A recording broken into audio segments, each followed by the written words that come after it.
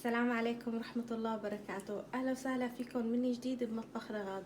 مثل ما وعدت الصبايا بأول فيديو بينزل على قناتي بعد غيبتي الطويلة هو طريقة الهريسة النبكية على أصولها. بنقول بسم الله وبنشوف المقادير. عندي كاستين سميد ناعم، كاستين،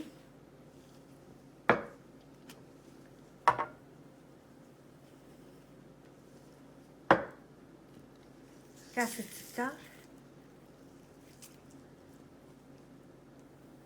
كاسة سكر. بدي أخلطهم.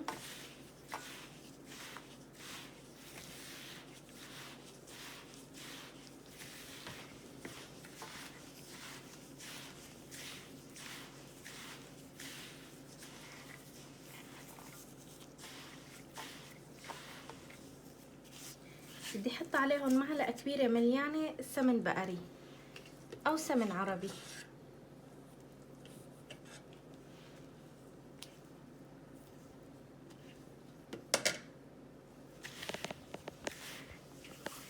بدي أفركهم برؤوس الأصابع ليصيروا مثل الرمل.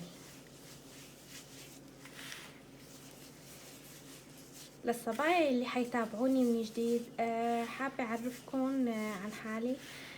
أنا رغاد من سوريا، من الشام، مقيمة بأمريكا إلي سنتين.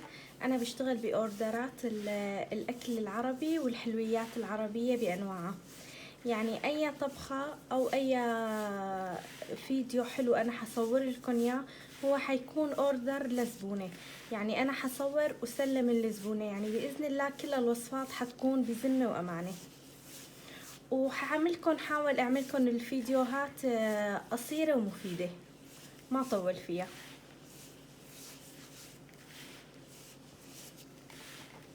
هيك صار تمام. بس لنضيف ايدي من السمنة.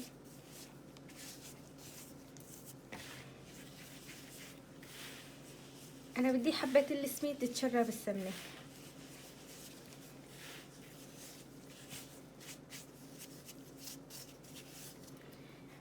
عندي كاسة لبن،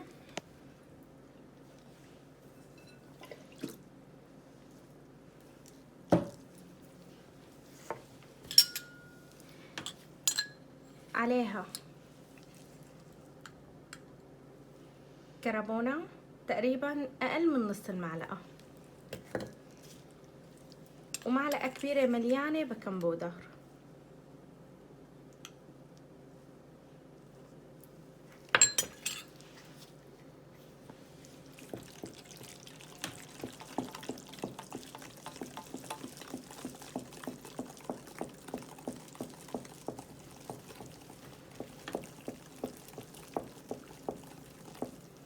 الهريسة بسيطة ما فيها اي شي، بس لازم نلتزم بالمقادير ونوع السمنة يكون طيب، لان السمنة هي اللي بتلعب دور بالهريسة. تفاعلوا هيك معنا. هلا بدي احطهم فوق السمين، اعجنهم واتركها ترتاح 6 ساعات، من 5 ساعات ل6 ساعات، لا اكثر ولا اقل. طبعا بحطها بالبراد.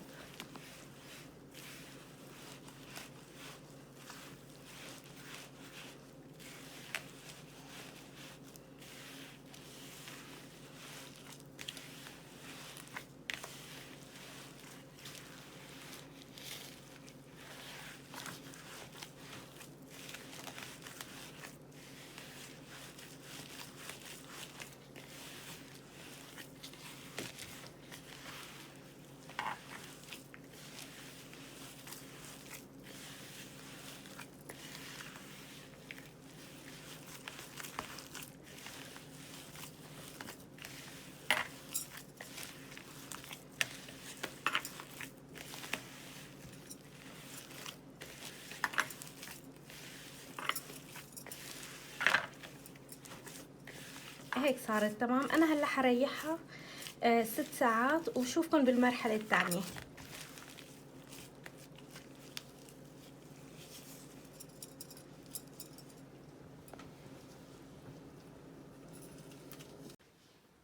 هاي بعد مرور 6 ساعات انا بدي ادهن الصينية شوية طحينة.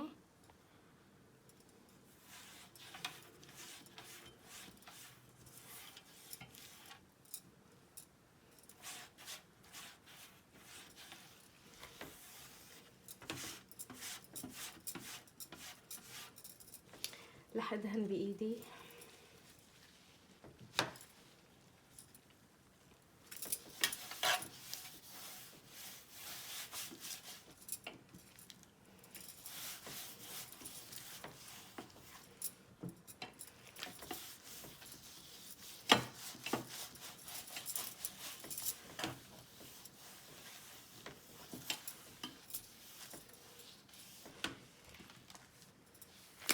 هلا بدي انزل الهريسة. مثل ما شايفين الهريسة صارت كتير جامدة. هلا بدي افردها.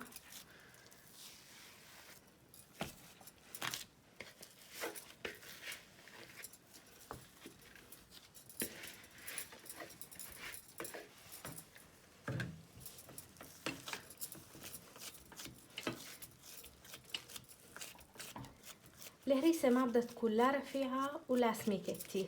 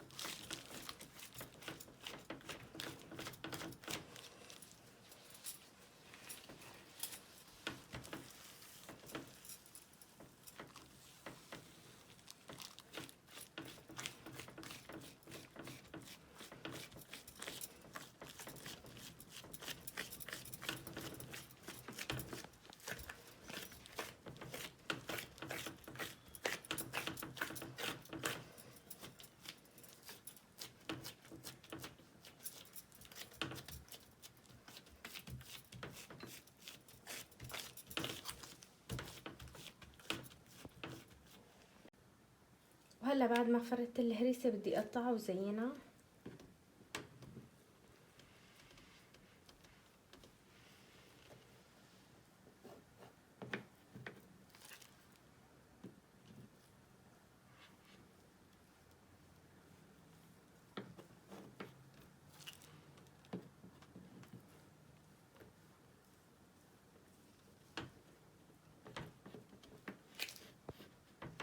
انا قطعت الهريسة وزينتها. حدخلها على فرن حامي على الرف الوسط. مجرد ما تزهر اطراف الهريسة انا حطفي من تحت وشغل من فوق. بس رح اترك الصينية على نفس الرف وهي عم تنشوى الهريسة. انا بدي اغلي القطر. انا دخلت الهريسة على الفرن. عيار القطر عندي كاستين سكر من هذا المقاس، نفس الكاسة اللي حيرنا فيها السميد نفسها بنعير فيها السكر للقطر.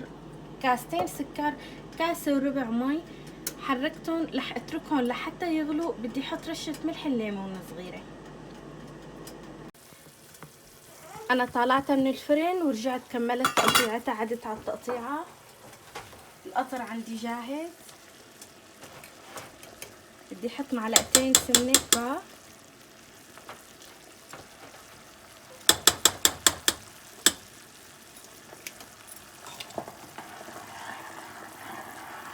رح دوبهم وسقي فيهم الهريسة.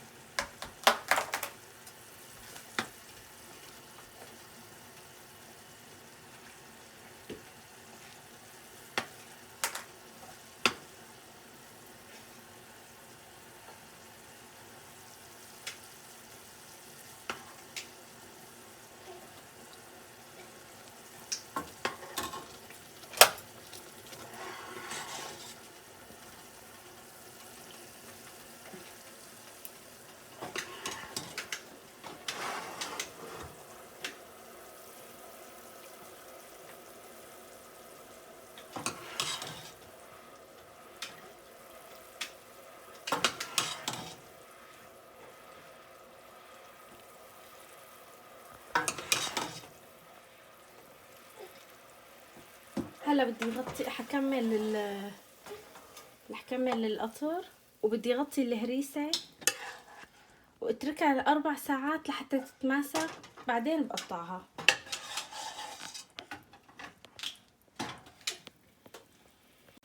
وبعد ما سقيت الهريسة بالقطر انا لا غطيها واتركها لحتى تبرد تقريبا شي 4 ساعات لحتى ترجع تتماسك.